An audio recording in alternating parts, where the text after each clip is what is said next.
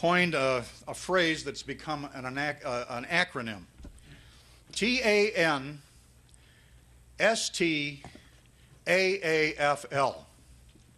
There ain't no such thing as a free lunch. Somewhere, somehow, if it sounds too good to be true, it probably is. We are told that you should never rush into something, never be pressured into something. You've even got 3 days to back out on a door-to-door encyclopedia salesman in the state of Illinois. My third grade teacher had a favorite saying. MYOB. Stands for mind your own business. This museum, as wonderful as it is Skokie's business. I believe that our board should take that under consideration, and we should mind our own. Thank you. Thank you, Pat. Anybody else? Yeah, Mr. Conrad.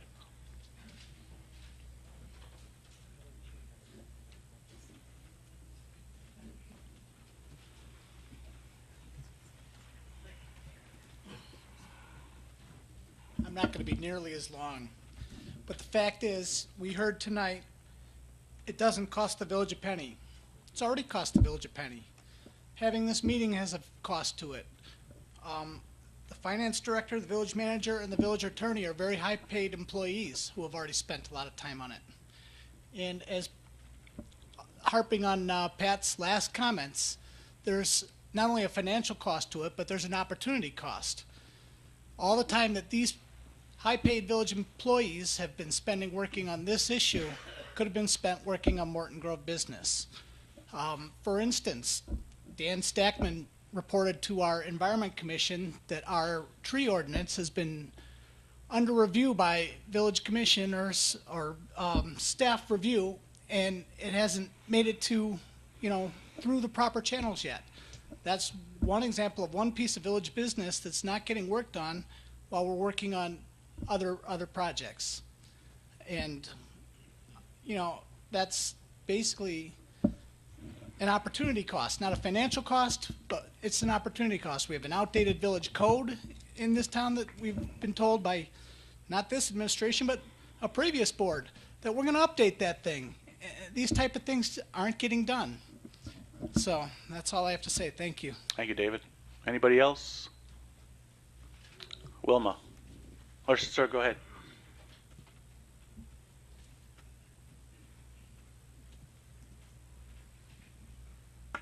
My name is Joe Borst. I'm a resident of Morton Grove, and I'm opposed to the Holocaust Museum. I think it's a great idea, and it should be built, but it's Skokie's problem. It is not Morton Grove's problem.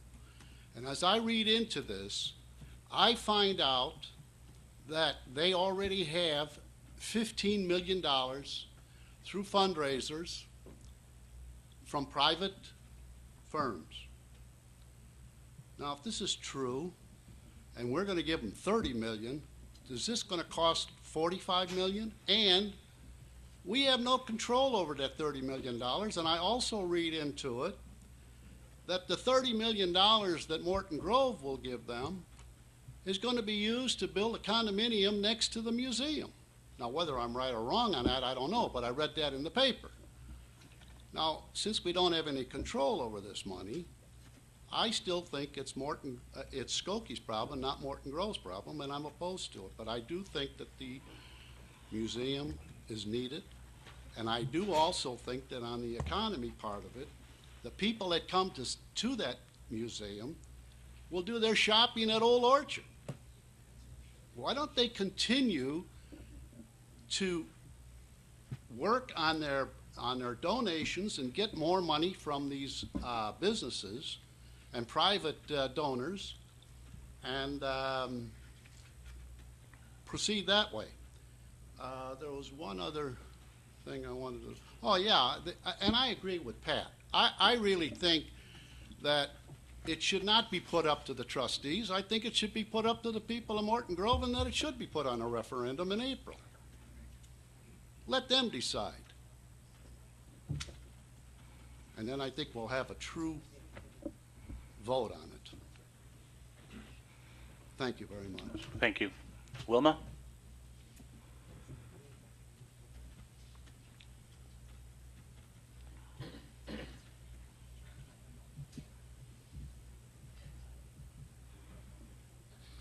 I've written my notes out in advance because I like to get through them as succinctly as possible. I'm asking permission to voice my objection to Morton Grove's involvement in the financing of outside charities, most specifically the current one under discussion. Again, I'm not against the Holocaust Museum. I'm against Morton Grove's involvement in this. Frankly, I'm aghast. I would like to think that the first duty of elected officials would be to determine what their duty is in their office. Secondly, are they qualified for the office? And thirdly, how are these duties to be performed? Fourthly, focus on that office with all consideration to the welfare of the citizens of Morton Grove. After everything like this has been done for Morton Grove, should they consider outside involvements?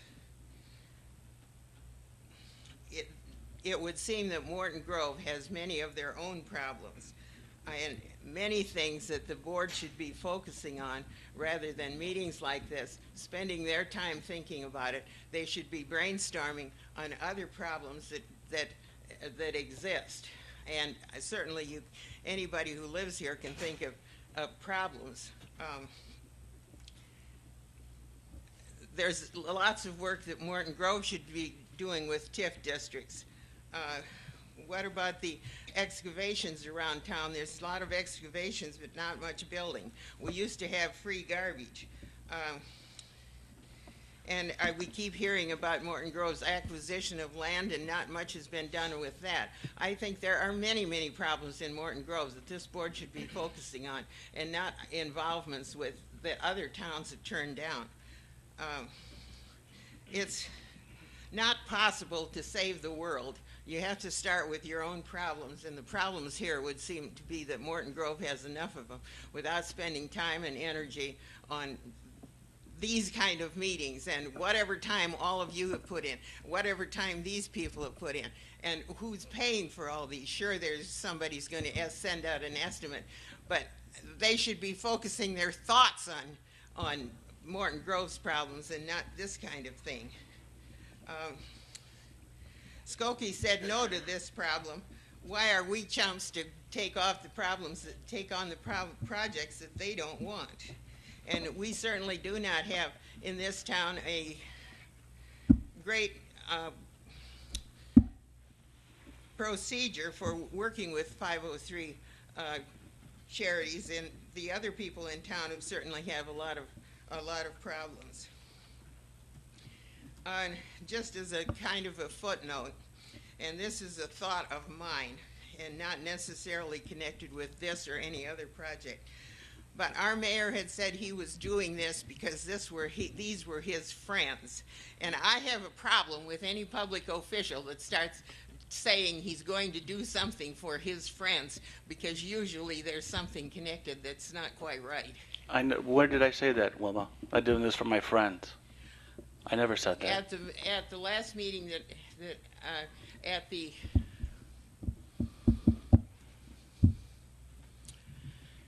I think we were not at the last meeting, but we saw the meeting on television, and you had said that you were at a meeting with your friends, and that I was at a meeting. You were doing it for your friends. I never said I was doing it for my friends. Well, then it's a misunderstanding. Thank you. But I have a problem with public officials that say they're helping their friends, because usually there's something not quite correct in the background. Well, I can tell you, I got in public service to help people, friends, foes alike. I would sincerely like all of you to think about what's the first thing you should be thinking about, and the first thing to think about is the greater good for Morton Grove, not getting involved in other projects. Thank you, Wilma. Anybody else? Yes, sir.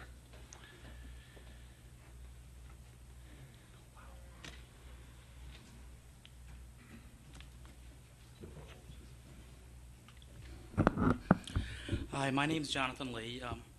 The first time I stepped foot in Morton Grove was August 3rd, 1979. I am myself a product of a survivor of the Cambodian genocide. I lived in Morton Grove for about 2 years before I moved to Chicago, and ever since, well, we moved out because of my parents. But ever since then, I've always wanted to move back to Morton Grove. I speak to you now, having been a resident of Morton Grove for the past 8 months again. And I can say that the Holocaust Foundation is a great thing. And I think having Morton Grove attached to it, it's just a really good thing. And I'm just saying this because I'm a resident of Morton Grove. I just want to voice my opinion. That's all. Thank you. Thank you. Anybody else? Yes, sir. Come.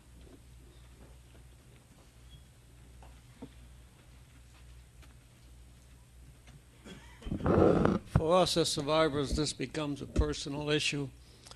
And I am overwhelmed at the pain that I've heard from some of the opponents that feel that this is going to be your problem.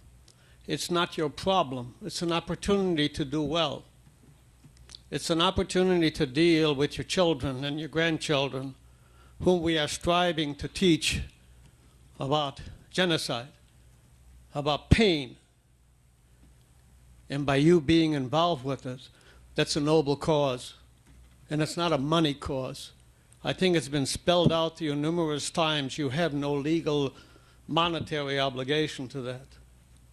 We are doing this because we're building an organization that will teach, not Skokie, not Morton Grove, but it's going to be a national organization.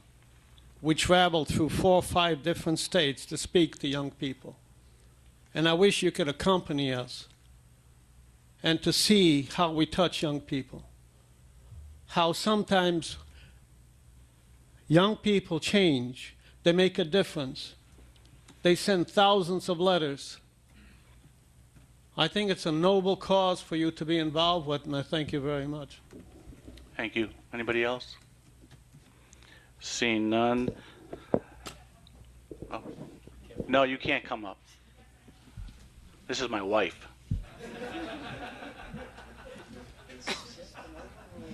See, I'm not the mayor at home or here when she's around.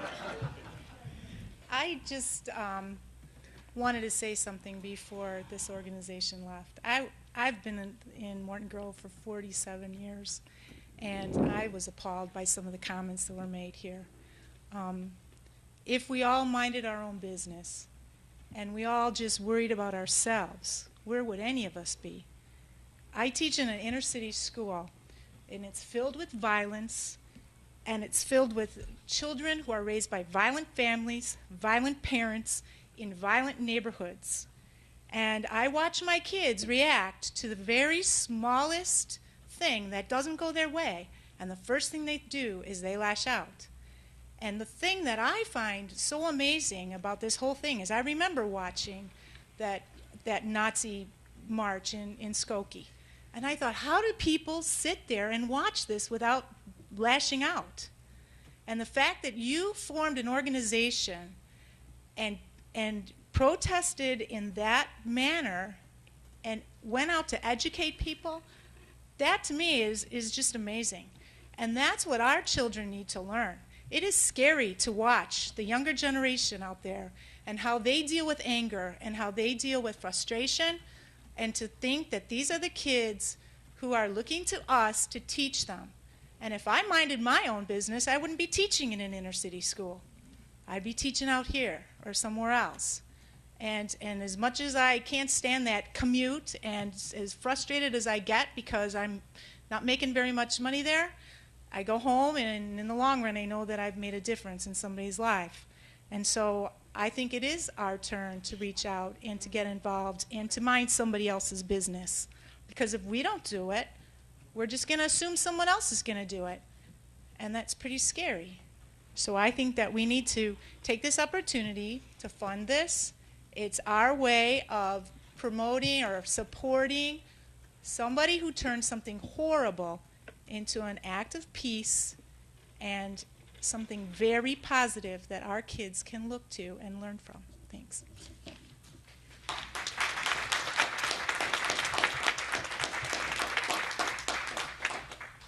Anybody want to follow that? Hearing none, I'll ask for a motion to close the public hearing. I'll move to close the public hearing. Second. Motion to close the public hearing by trustee Bruner, seconded by trustee Minks. All in favor, say aye. Aye. Aye. Okay. Now the vote, or the, like a motion, this is the second reading of ordinance 0646. I'd like a motion to accept ordinance 0646. I'll move to approve Second. ordinance 0646. Motion made by trustee Bruner, seconded by trustee Meeks. Any discussion by trustees? Yes, I have a question. Yes. Excuse me, can I interrupt? Could you please open up the special meeting? You closed the public hearing. You need to open up the special. I opened at the beginning at 6 Oh, o'clock. did you? Yes. Okay. Okay. At the last board meeting, I requested, because I didn't remember verbatim what it said anymore, about the resolution about first read. Yes, Corporation Counsel, you want to?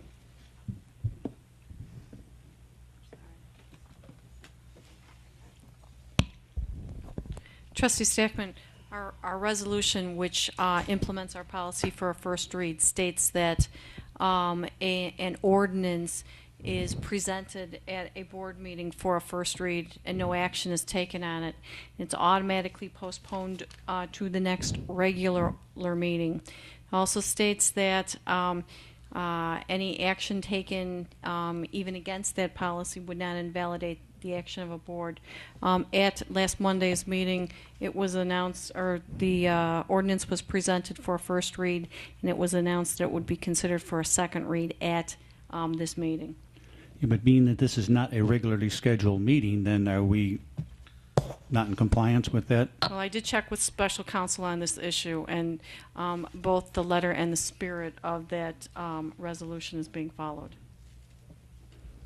So, We have a first and second So read. that's yes.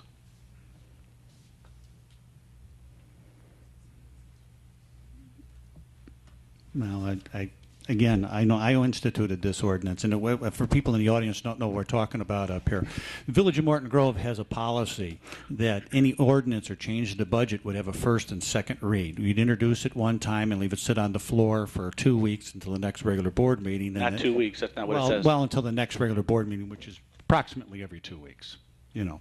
And this being a meeting that's, 3 days after the last one, does that... Well, I think you got the legal opinion of Corporation Counsel. You can disagree with it, or Now, if there is a disagreement, would that jeopardize the issuance of these bonds? as she also read the ordinance, no, that does not. All right. Janet, did you want to add? Only that I agree with Corporation Counsel on this, and the key is that the special meeting was properly noticed, and the clerk was very careful in making sure that the notices went to any requesting media, was Okay. sent to all of the trustees and was also Right. posted. Okay. Next, if this board does not issue these bonds, this museum is still going to be built. It just may take a little longer time than they want. Is that not correct? I certainly believe that's true. They would have to go to a different issuer for bonds. Right. So the museum will be built if the board votes no. That's generally what can happen here. Okay. The other thing I have a concern with, and Mr. Schweibel alluded to it, that if this was first brought to Morton Grove October 26th, we have a memorandum from Chaplin and Cutler dated the 27th, and another one from Arnstein and Lear dated the 26th. I'm glad you gave me the opportunity So am I. because